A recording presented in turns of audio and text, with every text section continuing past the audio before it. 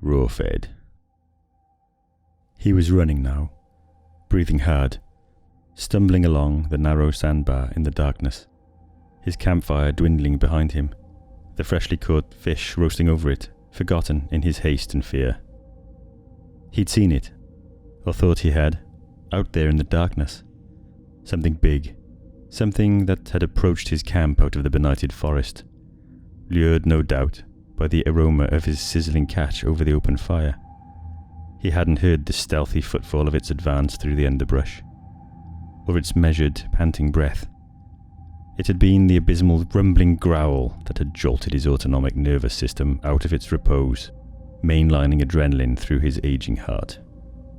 Before he knew it, he was on his feet, blundering into the night, fleeing for his life. It was an illogical flight, to quit the comparative safety of the campfire and plunge headlong into the dark, but he wasn't thinking. His prefrontal cortex had already been overwhelmed, all conscious thought suppressed by the necessity of immediate action demanded by the amygdala. He ran on, breathing hard, his old heart pumping, blood coursing through calcified veins, his bare feet sinking and dragging in the wet sand, his knees buckling under the strain of unaccustomed exertion. Behind him, he could hear its pursuit, its locomotive breath, clawed pads ripping across the shoal with effortless speed and vitality. Bewildered and afraid, and at some level already resigned to an inescapable fate, his body braced for its imminent attack. When it came, it still shocked him, slamming him face first into the sand, the sheer force of the impact driving the air from his aching lungs, leaving him floundering and breathless on the beach, like a hooked fish. It flipped him over then, like a toy, leaving him supine and sprawling, his vulnerable belly exposed. The thing loomed over him, a great, dark, shaggy something silhouetted against the lilac-tinted night sky. He felt suddenly serene. Aware of the nearness of his end, his mind cleared abruptly, and in that moment of lucidity, he sought solace in the numinous. Beyond the dark bulk of his assailant, he saw the full moon, a bright droplet in a milky ribbon of galaxy that stretched to infinity, scattered with a billion stars. Stars that burned immortal, ignorant and heedless of his plight. There was comfort in that, in the knowledge that, after this was all over, and he was dead, all the wonder and beauty of the world would yet endure. Endure for all time. The thing lowered over him like an attentive lover. He could feel the hot blast of its fetid breath on his lips as its unseen maw approached. It seemed to savor the moment, enjoying the stink of his fear. Strangely at peace now, he watched the distant twinkling stars, till they were blotted out in a welter of his own blood as the thing tore out his throat. Stripping his shirt away in a frenzy of appetite, the thing tore him open, splitting his belly, digging out the slick, steaming guts in search of the sweetmeats within, as he himself had done with the trout he'd caught and cooked but an hour before. He was still conscious as it began to gorge itself on his blood-drenched innards. Daryl, it's me, Paul. Paul Schaff held the trim phone receiver to his ear with a hunched left shoulder as he slipped on white high tops. Guess who's got a date tonight with Susie? Smiling to himself, he paused to tie a shoelace, listening to his friend's reply. Dude, you know. Susie Pika? The new girl in my biology class. His smile broadened, and he nodded in approval. Yeah, you know the one, right? Blonde hair, perfect teeth. He switched the phone to the other ear, tying the other shoelace, pulling it tight and wrapping in the long ends around the back of the boot before finishing it with a bow in front. What did I tell you, buddy? Yeah, I did. I told you she'd say yes, and I was right. He grinned at his friend's comment. I know, dude, super hot. How do I do it? Man, what can I say? Good looks, charm. Some of us got it, some of us don't. Paul laughed playfully. He stood up, reaching for the Levi's denim jacket hanging on the back of the hall door. Haha, dude, you know I am going to try. He paused, listening, while simultaneously struggling to get one arm into his jacket without dropping the phone. His expression shifted to a theatrically devious smile. Man, $5 says she gets a taste of the Shasta tonight, if you know what I mean. And you, sir, can take that bet. 'cause I am a man of my word. Paul returned the phone to its cradle on the wall and scooped up the keys to his prized possession, the brand new 1986 Dodge Ram his parents had bought him for his 17th birthday. Mom, he yelled, then again, this time louder. Mom, I'm going. I'll see you tomorrow, okay? Without waiting for her to reply, he hooked his backpack from the hall chair and slipped out through the front door, clicking it carefully closed behind him. Turning to walk away, he heard her voice faintly calling down from upstairs. Paul swung his backpack into the bed of the truck beside the beer-filled cooler and his mum's picnic basket. Hopping into the driver's seat, he fired her up, enjoying the smooth rumble of the big V8, revving her a little to warm her up before dropping her into gear and roaring out of the driveway.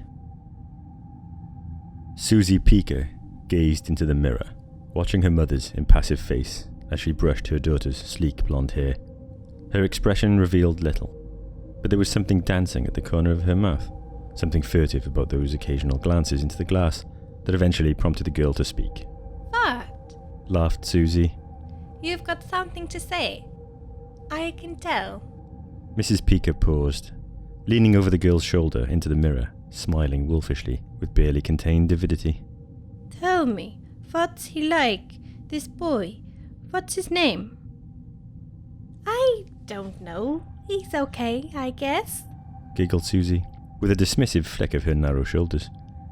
Her mother returned a theatrical gasp of feigned exasperation. Shrugging one shoulder, she resumed her task, gliding the brush deftly through her daughter's sleek locks. You're a terrible liar, she declared, barely containing a smile. You really like him, don't you? It was Susie's turn to feign shock this time. But the ruse was up and she knew it. After all, she was desperate to tell her mother about him, and had only played it down for the pleasure of this little game they played. His name's Paul.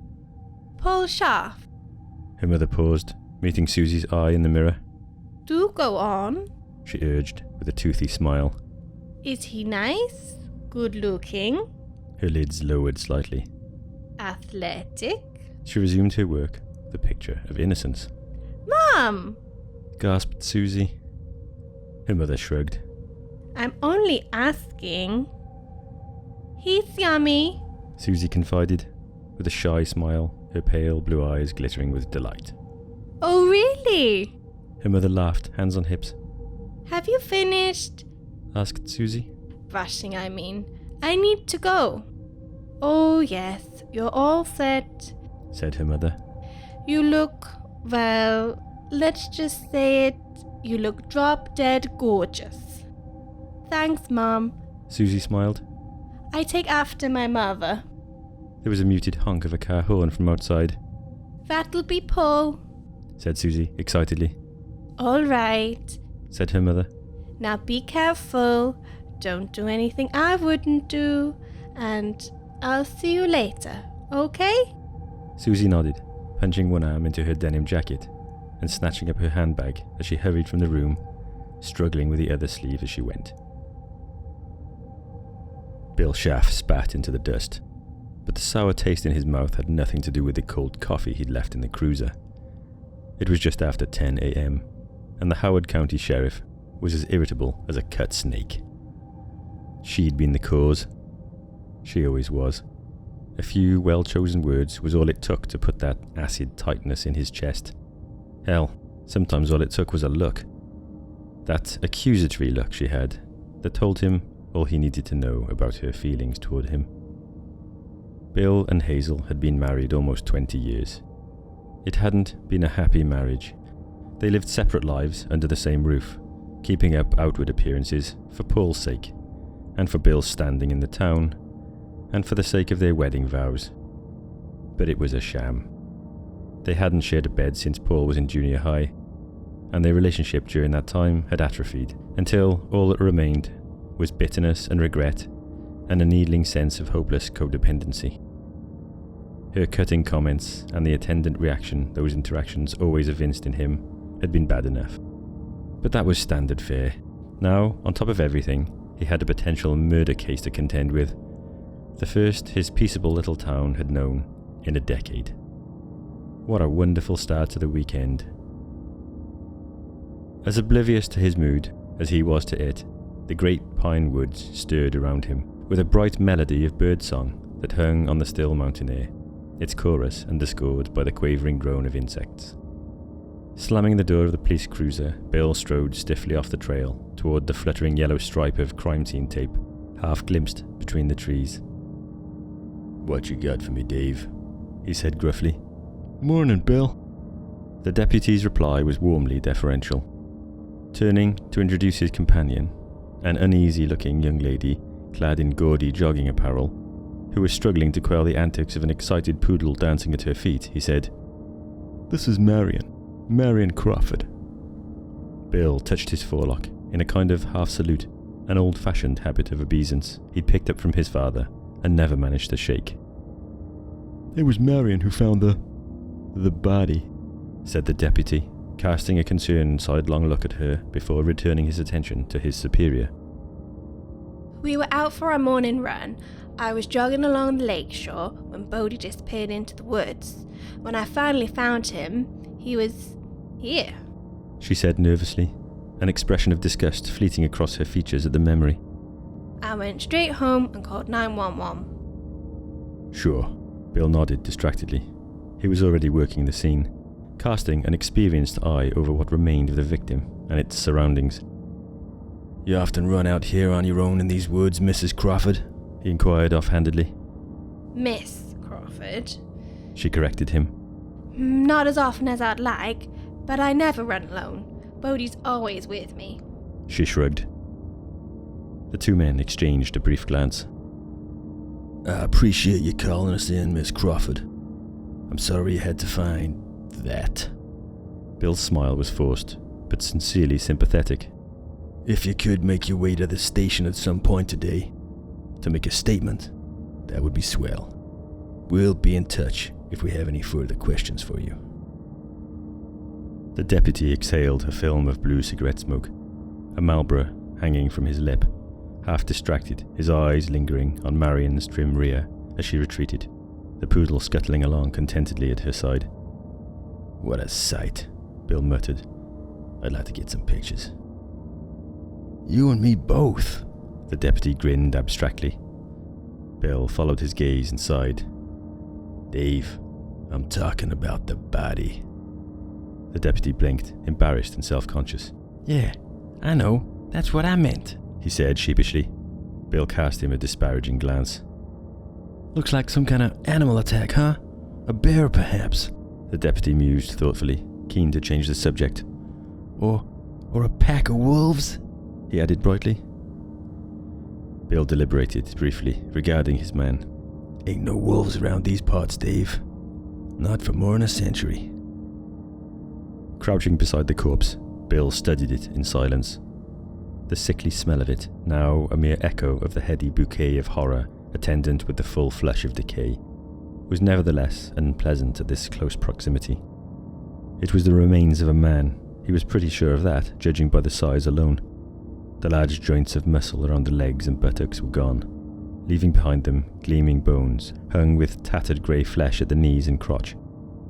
The torso had likewise been butchered, the chest cavity itself hollowed out. Its larger organs, lungs, liver and heart were missing, though a nauseating tangle of bloated intestine remained, spilled out across the forest floor. The face was a dark mass of decay. The nose and eyes were gone, the lips drawn back, or perhaps eaten away, he couldn't quite tell, from a perfect set of white teeth. Veneers, no doubt, starkly absurd against the all-encompassing corruption. Fat flies yet lingered around the shriveled remains, weaving listlessly in and out of the gaping cavity where a moist putrefaction persisted. The body had clearly been here for some time, several weeks, perhaps a month. The deputy shuffled his feet pensively. Okay. A bear then. What do you think, Bill?" The sheriff stood up stiffly, his right knee aching below the kneecap, as was its habit. He sighed uncertainly. "It could be, but I don't want to draw any firm conclusions without an autopsy." "I used to come here, fly fishing with my grandfather when I was a kid," said Paul, chewing a grass stalk, watching her in profile, her pale eyes lost in the distance, her long hair lifting and settling in the breeze. Outwardly, Paul maintained his practiced mask of cool nonchalance, casually following her gaze out over the lake. Inwardly, his thoughts were racing in a chaotic intermingling of disparate threads. Simultaneously, he considered where to take the conversation, how best to modulate his delivery and responses, not too keen, but not too cold either, how to hold himself with just the right air of ease, each option analysed and ordered to best advance his plans for the evening. And all the while, his thoughts were continually infringed and interrupted by her beauty, and the stultifying effect her nearness had on him. The two sat side by side at the edge of a silvery strip of sand near the shore. The lake stretched before them, dark and cool and calm, its surface stirred, caressed by an unseen hand that decorated it with 1,000 rippling ribbons of black, its fringes softly lapping at the beach, like the measured breathing of some slumbering giant.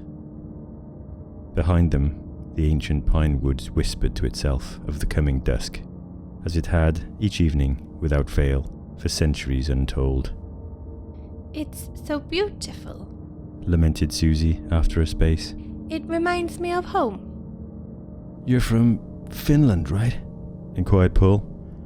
How come you ended up here in California? She caught his gaze with those captivating pale blue eyes, and held him hypnotized for a moment, before answering evasively.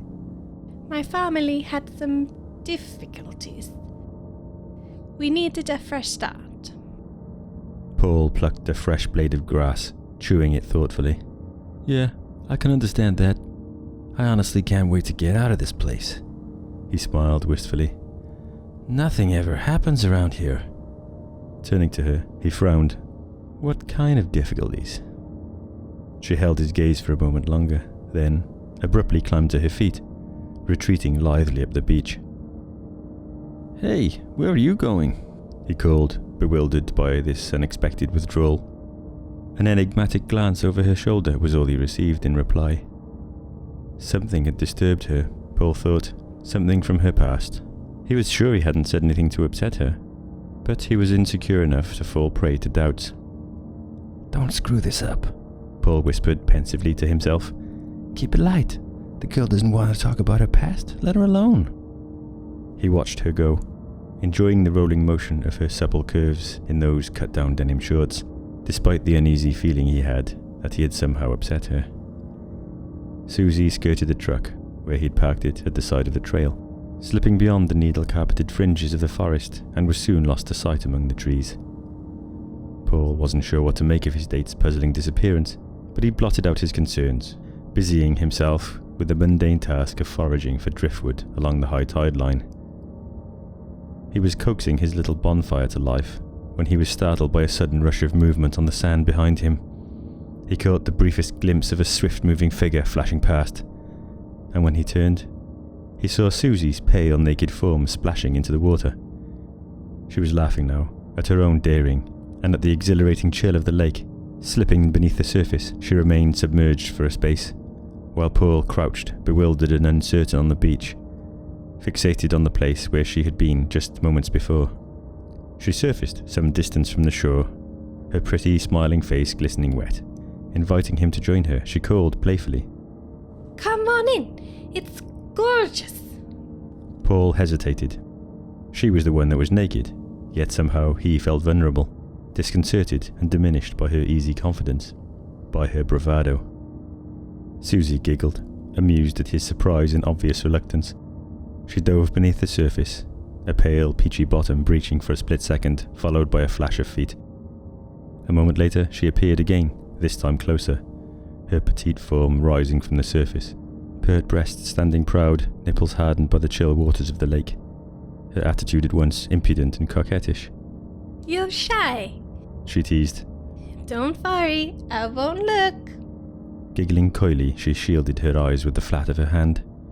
Paul hesitated, hypnotized, his starved libido consuming her, engorging itself on that pale, glistening young body, his own body responding to the sight of her. Suddenly self-conscious, he kicked his high tops loose, and, ripping off his t-shirt, discarded it in the sand, muttering distractedly to himself as he turned his attention to his belt. This is fine, he told himself. You got nothing to be scared of. You got this.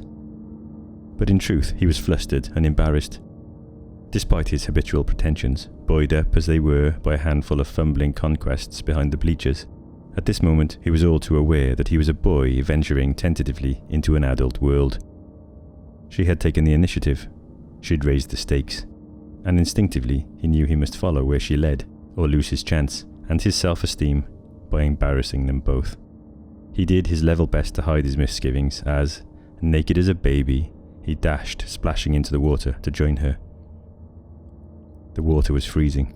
Paul felt his balls contract at its frigid touch and he gasped, shivering, gulping in air but unable, for the moment, to exhale, such was the sheer paralysing exhilaration of the cold. Susie giggled again then. Well done, she said warmly.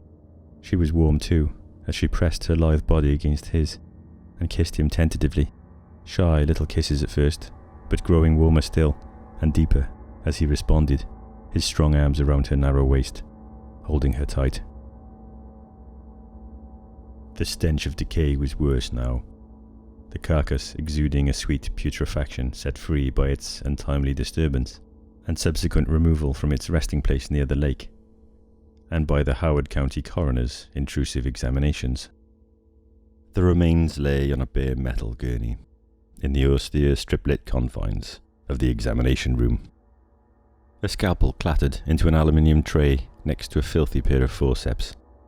The sternal saw that lay beside it was a blackened, sticky mass up to the handle. Physician and council-appointed part-time coroner, Wade West, pulled off his surgical mask with a dramatic flourish, discarding it onto the tray with the rest of his soiled equipment. Satisfied that his work was complete, Wade repaired to the tiny desk at the edge of the room. Taking a seat, he bent over his notes and set about compiling a meticulously detailed account of his findings in that distinctively immaculate cursive he was so proud of. Behind him, the corpse moved. The movement was slight, furtive, uncertain. It was accompanied by a subtly putrescent glopping sound, like thick oil sloshing in an open container. The chest moved again, and this time the liquid sound of its movement caught Wade's attention. He sat upright, intrigued, his ears pinned back, listening like a cat. The sound came again, and this time was followed by a steady swish as one arm slid over the rim of the table. Swivelling in his seat, Wade cast a nervous eye over the thing, and was shaken to find movement in the chest cavity, a semi-regular movement consistent with breathing. He knew that was impossible, no matter what. The lungs were long gone before the body even arrived. Despite his medical training and his long, sober career in the field, in the back of his mind, Wade couldn't quite shake the nagging doubt that the man, no matter how absurd the notion may be, could still somehow be alive and animate. The corpse moved again, and this time the whole torso shook convulsively, a trickle of dark fluid spotting the pristine tiles beneath the metal gurney. Wade was on his feet in a split second, the scalpel back in his hand, in a dagger grip, his eyes wide, moustache twitching apprehensively.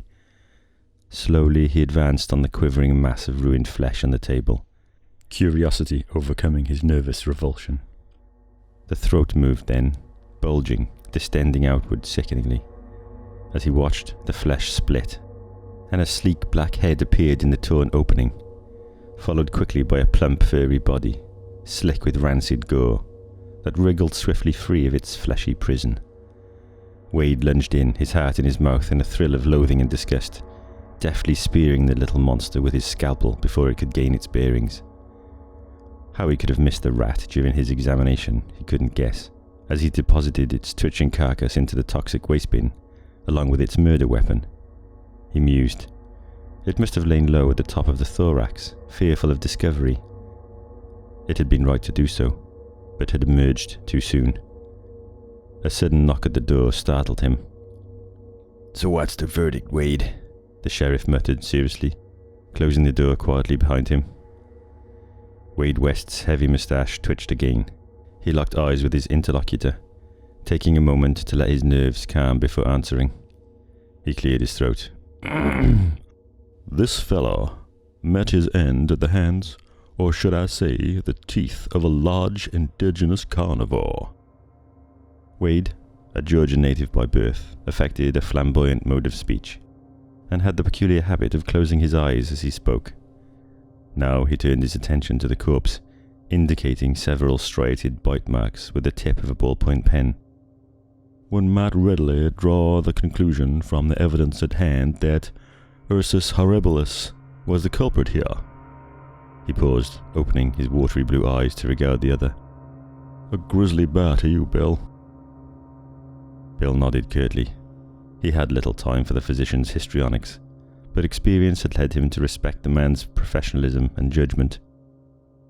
Wade cut him off before he could speak, and went on in a commandeering tone. However, such a diagnosis would be incorrect. You see these tooth marks at the femur, and here in the occipital plate? Again he indicated the place with the tip of his pen, his bushy brows raised in question, closed eyelids flickering and quivering. These were not made by a bear, no. These dental intrusions, my dear sheriff, display all the bad characteristics of Canis lupus. Again the eyes flickered open. Wolf bites, my dear boy, he declared triumphantly. Wolf bites. Though, having said that, he mused, shaking his head doubtfully, I must admit to certain misgivings regarding that conclusion. These measurements do give me pause. No wolf I'm aware of has a bite pattern so large and pronounced as the ones we see here. There ain't no wolves in these parts anyhow, said Bill gruffly. Precisely, Wade agreed. And yet the physical evidence is irrefutable. It certainly is quite the puzzle. So you're telling me this man was killed by a giant wolf? Is that your professional opinion, Wade? Wade looked flustered for the first time in all the years Bill had known him. Now, Bill, one can twist almost anything to sound ridiculous if it's your intention to discredit it. All I can do is examine the evidence and report my findings. All right, Wade, said Bill, privately satisfied to have ruffled the pompous old bird's feathers. I guess this one's out of my jurisdiction. We can pass the case over to the Ranger Service. I'll get Molly to let them know. I can count on you to liaise with them regarding your own findings, right, Wade? Such is my sworn and honored duty, Wade retorted theatrically, hand on heart. Bill gave his forelock the briefest tug in salute and exited the room, leaving the doctor to gaze thoughtfully and long at the dismembered corpse languishing on the gurney. It was a warm night. Outside the tent, the soft drone of cicadas serenaded the full moon with a languid cadence. Beyond the translucent foil of frail fabric, bathed in a balmy lamplight glow, Paul was oblivious to their song. His world had narrowed, dwindling in scope and scale until now all that existed was the sensation of her lips against his, of his hands against her trim waist, and the dull ache in his balls, an ache inspired by her, an ache that surged in intensity at her touch. Her kisses grew firmer, more ardent, her breath hot and close, her tongue touching his at the tip, then moving to caress the corners of his mouth, one after the other. Tasting him, she gently took his lower lip between her teeth. He could feel her smile. His eyes moved beneath lowered lids, like one lost in the midst of REM sleep, as his hands explored her body, her narrow back, the shallow convex curve of her belly, the sensual swell of the iliac crest hard at her hips, the firm pout of her small breasts, her warmth and tactile girlish softness. He was lost in her, in a universe of arousal. His only remaining link with objective reality, that insistent, ever-present ache that urged him on. A sharp pain in his lip spurred him abruptly back to reality. Did that hurt? She pleaded sulkily after a space.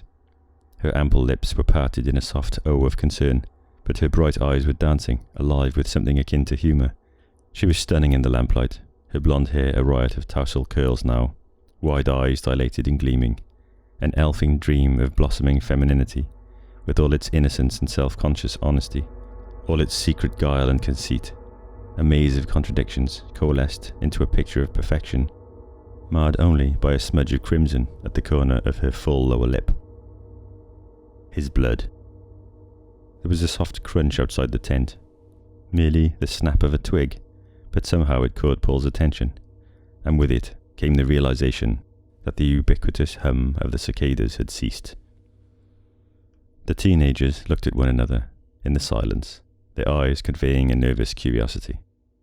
What's the matter? She smiled. Did you hear that? Paul whispered. Susie shrugged, shaking her head. Hear what? Their eyes met abruptly as another twig snapped outside. This time, it was closer. That, Paul whispered intensely. There's someone or something outside. Susie leant forward, nuzzling his cheek, kissing him. It's nothing. Just a raccoon or something. Paul pulled away and spoke up, loudly addressing the unseen visitor, adopting as deep a tone of voice as he could muster. Daryl, that better not be you, man. I swear to God. The low growl that came back in reply cut him flat. Something pressed against the zippered door of the tent then, something large, its bulk bulging the fabric inward, condensing the cramped space within. Paul scrambled away from it on his elbows, pressing his back into Susie, a motion at once defensive and instinctively protective. What the hell is it? He muttered, the stutter in his voice betraying his fear. Is it a bear? A large, hooked black claw appeared, piercing the tent fabric near its apex, and Paul's eyes widened in terror as it was drawn slowly downward, effortlessly shearing the flimsy wall of the tent as it went. A huge grey snout insinuated itself into the opening, its broad black rhinarium wet and twitching as it sniffed the air within. The eyes followed, emerging out of the darkness, a deep, enigmatic amber that gleamed in the lamplight, framed in a vast blue-black mane of shaggy fur. Their focus locked on Paul. Oh shit, he muttered. The beast padded forward slowly, its massive shoulders stretching the torn opening of the tent. Its growl was a bone-deep, palpitating rumble like the idling of an engine. Paul pissed himself at the sound of it, emptying his bladder into his Levi's. And even as he felt its warmth spreading across his crotch, he found himself praying to God that Susie wouldn't notice. Hi, Mama, said Susie brightly. Paul frowned in bewilderment at that, a flood of confusion and betrayal inundating him, compounding his terror. Paul lay paralysed by fright and confusion. The she-wolf nuzzled at him, almost affectionately, her rough tongue lapping at his throat and lips, tasting him, imbibing the essence of his fear and perplexity, relishing it. Paul died swiftly, never fully grasping just what had befallen him, just how he'd been duped. The expression that was left on his face was one of utter stupefaction, as his eyes went blank, and his naked throat was torn out in a welter of hot blood. You have been listening to Raw Fed, Part 1, Episode 19 of Savage Bites, with me, Christian Bravery. Hit the like button if you enjoyed this story, and subscribe to the channel, and hit the notification bell. And please share this story with anyone you know who's a horror fan, into creepypasta or anything like that. Okay, thanks for listening. I'll see you in the next one.